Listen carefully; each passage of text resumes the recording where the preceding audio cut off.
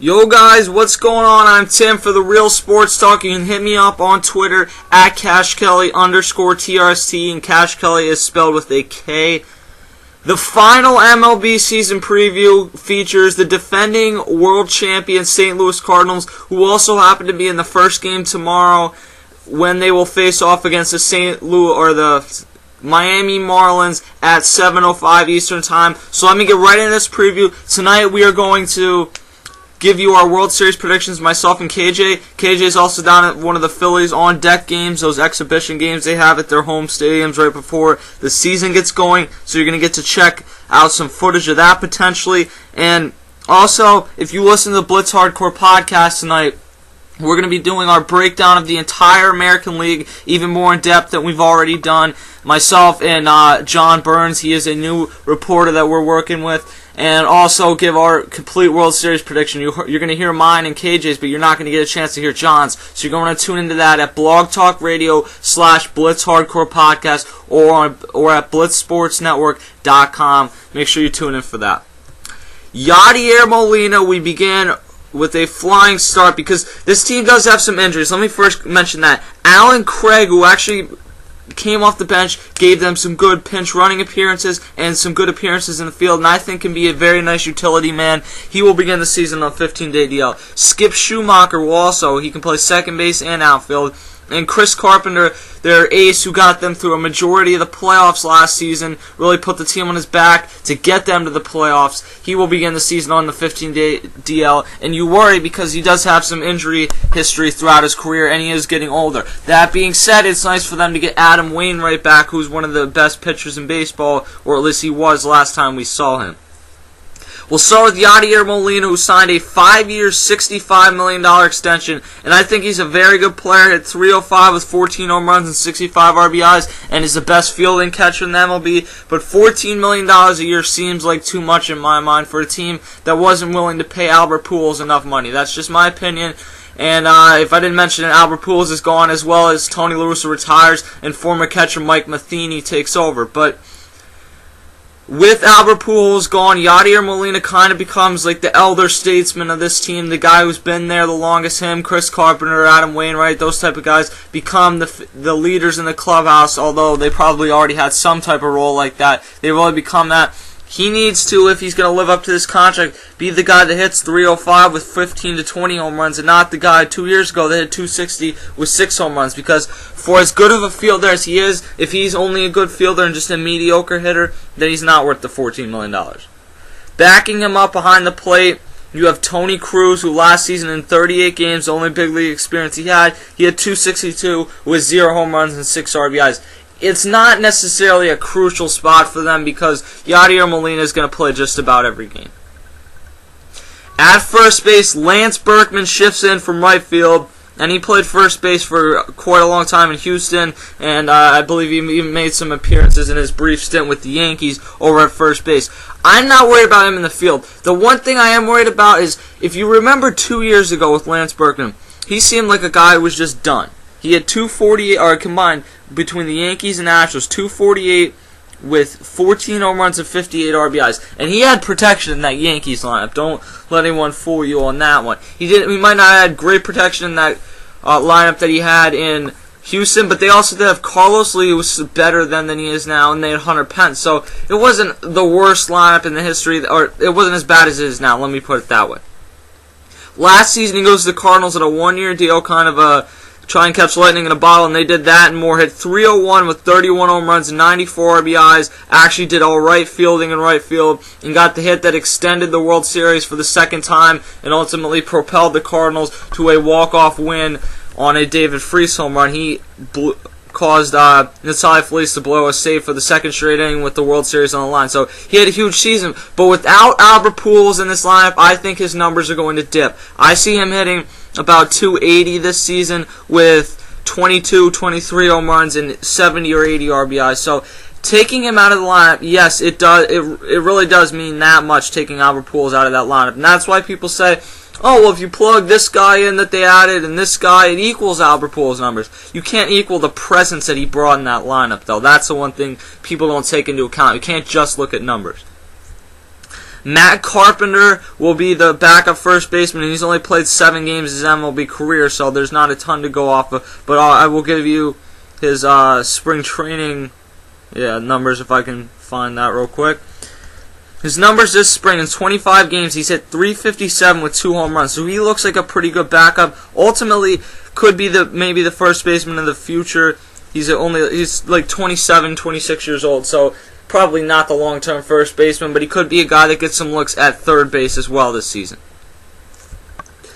At second base, with Skip Schumacher out there, going to go with 2 guys. Tyler Green, in 58 games last year, he hit .212 with 1 home run and 11 RBIs. This spring, what he's done is he's hit .267 with 2 home runs and 5 RBIs. That he will be the starter in all likelihood, but Daniel Descalso will also be there. Descalso, he's one of the hardest names to say in the MLB. Hit .264 with 1 home run and 12 or 28 RBIs, so he did a really nice job off the bench for them last year. And then this spring, he's hit .283 with 1 home run and 9 RBIs. Neither of them are going to bring a ton at the plate, but I think Descalso brings you a better chance to get some RBIs and get on base. At shortstop, Rafael Furcal, they acquired mid-season last year from the Dodgers, and it paid dividends. He had .255 with 7 home runs and 16 RBIs in his time there. Also stole 4 bases and had the triple that started off the NLDS against the Phillies and ended up being in the clinching game. The only run that they got in the game, but it was enough the way Chris Carpenter pitched, and the Phillies' bats did not work in that game for the Cardinals to advance to the NLCS. He's a great fielder still. Hitting wise, I wouldn't expect. I don't know what quite to expect. The problem he's always having, and the problem we've seen him have for pretty much his entire career, but a problem that's really been evident over the last few years is his inability to stay healthy. If he cannot stay healthy, then they're in trouble at shortstop. Backing him up at shortstop, Tyler Green will get a lot of looks too. So when Schumacher comes back, they do have a pretty good backup, but you'd much rather go with a guy like Rafael Furcal. That's why Rafael Furcal was acquired.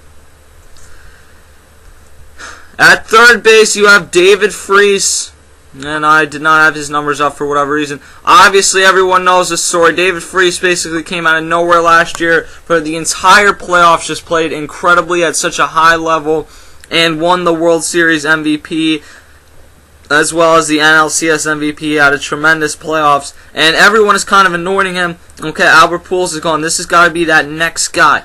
He's a 29-year-old who has been in the MLB for a while now. Yeah, for 3 seasons, and never really done much. Last year, he did alright. I mean, he had a decent season. Hit .297 with 10 home runs and 55 RBIs. But does that scream superstar to you, or does that scream, alright, he brings some good at bat at the plate, he's going to be a pretty solid third baseman? Yeah, I mean, he's an above average third baseman. That's more along the lines of what I think out of David Freese. So I think people expecting that he is going to be this superstar all of a sudden because of 1 playoffs. Did Cody Ross become a 40 home run guy because of what he did in the playoffs last year? No, and Cody Ross had already been a guy that had hit 25 home runs 2 or 3 times in his career. David Freese, some realistic numbers, about a .290 average with 17 or 18 home runs this year is what I see for David Freese. In left field, Matt Holliday will be your starter. Matt Holliday, ultimately re-signing him may have actually doomed them in terms of keeping Albert Pujols long term, because I think that everyone knows that they did overpay for him. Regardless of that, Matt Holliday is their highest paid player now at about $19 million a season. I think he makes either 20 or 21 this year, but it was like a 5-year deal worth an annual value of 18 a year. His issue last season was just staying healthy, and we even saw it into that playoffs. He could not get out there for much of the NLDS because of wrist problems. He had .296 last year with 22 home runs and 75 RBIs. They need, especially this year, for him to be that guy of 2009 and 2010 who hit .313 with 24 home runs and .312 with 28 home runs, rather than be the guy that they got last year. Because without Albert Pujols come in this line, he really becomes the cleanup hitter this year. And if he cannot stay healthy, then they're going to have some problems. I mean, that goes for quite a bit of this team. They have a lot of talent, but a lot of guys that they have questions about as well in terms of staying healthy. Eric Komatsu will be a utility outfielder for them. Last year he had .278 with 0 home runs and 9 RBI in spring training. This year he has hit .278 with 0 home runs and 9 RBIs, so not a ton to go off of from him. Also, we get a look at Shane Robinson, who in the regular season last year only played 9 games. So I'll give you his spring training numbers. This year he's hit .250 with 1 home run and 9 RBIs. So they have some decent backups. He's also stolen 2 bases. And then John Jay is going to be your starter in center field. In 150 games last year, he had .297 with 10 home runs and 37 RBIs. The year before, he hit .300 in 105 games. I would expect an average right around .300 and about 7 to 10 home runs, somewhere right in that area. I don't see a ton of power potential out of John Jay, but he is a very solid young outfielder, only 27 years old. Carlos Beltran, who they brought in this offseason, a 2-year, $15 million deal, spent last season in New York and San Francisco, kind of had a resurgence. In New York, 98 games, he hit .255 with 7 home runs and 27 RBIs. My bad, I was looking at the wrong numbers. He had .289 with 15 home runs and 66 RBIs, also stole 3 bases. And then last year, when he got traded to San Francisco, because San Francisco went downhill, everyone made it seem like he played so badly. He had .323 with 7 home runs and 18 RBIs. So a lot of his production did come via the home run, but I don't think you complain too much when a guy hits .323 for you. I think it's more of the fact that the Giants just did not have a good overall lineup last year. Bringing him in there's a nice piece. The problem is, again, with him, he's another one of these guys that you worry about the health with. If he can stay out there for 135 or 40 games, that's probably the best you're going to get out of him, and you should take that. He needs to get the occasional off day as well.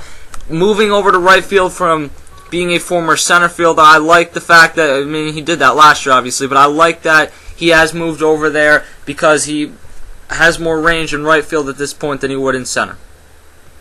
Finally, to the starting rotation, which we mentioned Chris Carpenter's out to begin the season, so we're going to begin with Kyle Loesch, who is not the ace of this rotation, but he will be getting the first start. And he pitched like an ace basically last year. Went 14-8 with a 3.39 ERA and 188 innings. Here's a guy that's going to give you a lot of innings. The problem is, like 2 years ago, he didn't give you a lot of innings. He was 4-8 with a 6.55 ERA, had injury problems, was not successful. The season before that, 6-10 with a 4.74 ERA. But then his first year there, 15-6 with a 3.78 ERA. So he's just been so inconsistent. It's really tough to gauge what Kyle Loesch is going to bring to the table this year. Adam Wainwright coming back. People are sleeping on this. 2 years ago, he was 20-8 with a 2.42 ERA, finished second in Cy Young voting to Roy Halladay through 5 complete games, 2 of which were shutouts, through over 230 innings, really had a very good case to win the Cy Young, and the same pretty much can be said for the season before that. And even before that, he had 2 really solid seasons in 07 and 08. If he can come back close to 100%, which I don't see why he wouldn't be able to, he's only 30 years old. Pitchers of his caliber can go to 34, 35, sometimes 36, so there shouldn't be a ton to worry about. He's gotten that full year off of Tommy John surgery, so there really shouldn't be a ton of, he's not going to be 100% till the middle of the season. He should be good to go pretty much day one. He believed that he could have pitched in the playoffs last year. He even asked to do that, and they did not oblige his request. Jaime Garcia will be the number 3 starter. In 2 seasons, he's shown a lot. 13-8 with a 2.70 ERA in 2010, and then last year's ERA went up, but he also logged some more innings through 194 total innings, 2 complete games, both of which were shutouts. It went 13-7 with a 3.56 ERA. I like Jaime Garcia a lot. He has the potential to be a number 2 starter, but I think he is best seated as a number 3 starter. If you can keep him in that position, which even you could look at him as a number 4 if Kyle Loesch pitches well this year and Carpenter's able to be back at 100%. You have a really nice rotation. Then at the back of the rotation, you have Jake Westbrook, who in 183 innings went 12-9 with a 4.66 ERA. If Lance Lynn pitches well in his time in the rotation, he could be out of a job because Lance Lynn last year in 18 games went 1-1 with a 3.12 ERA. Now, a lot of that work was in the bullpen, but he did also get 2 starts. This spring training, he's 1-0 with a 2.61 ERA. If he can get production pretty much with an ERA under about 3.80, then he most likely will remain the starter past when Chris Carpenter comes back, and Jake Westbrook will get moved to the bullpen. The big 4 in their bullpen, we start with Mark Repchinski, who last season combined in Toronto and St. Louis went 2-6 with a 3.34 ERA in 71 games, and having him as a lefty in that bullpen is very crucial. There's a lot of good left-handed hitters, not as many as there were, but you still got to face the Joey Vottos if Ryan Howard comes back. So there's a lot of teams that they could potentially face in their own division or even in the playoffs that have big lefty hitters, and to have a guy like him is nice. They also added J.C. Romero. I think he's done from watching what I've seen over the last few seasons, but if he can get back anywhere close to what he used to be, then that could be a lethal combination of lefties that they have right there. Mitchell Boggs will be a middle reliever, went 2-3 last year with a 3.56 ERA. Fernando Salas will be one of the setup men, went 5-6 with 2.28 ERA. Saved 24 30 games, so I think long term he could probably be the closer. And then Jason Mott is going to begin the season as the closer. The guy who shut down the World Series last year, went 5-2 with a 2.25 ERA, but in 13 attempts, in terms of saving, blew 4 of those attempts. They hopefully will. Let me put it this way: they're not going to be able to win another World Series doing closer by committee. So either they have to figure it out on their own roster, or they have to go out and find someone. That's the bottom line. There's your St. Louis Cardinals season preview. Man, through 30 of these previews, it takes a lot of energy out of you. I've enjoyed doing these previews, and I'll be back to do them for you next season. Make sure you subscribe at youtube.com/Mr. Kelsar to get all our uploads. Hit me up on Twitter at CashKelly_TRST, Facebook, The Real Sports Talk. You're not going to get a better baseball coverage here, and then also the coverage that we do over at the Blitz Hardcore Podcast at Blog Talk Radio /Blitz Hardcore Podcast. I will see you guys later, and hopefully you stick around for the entire MLB season worth of coverage.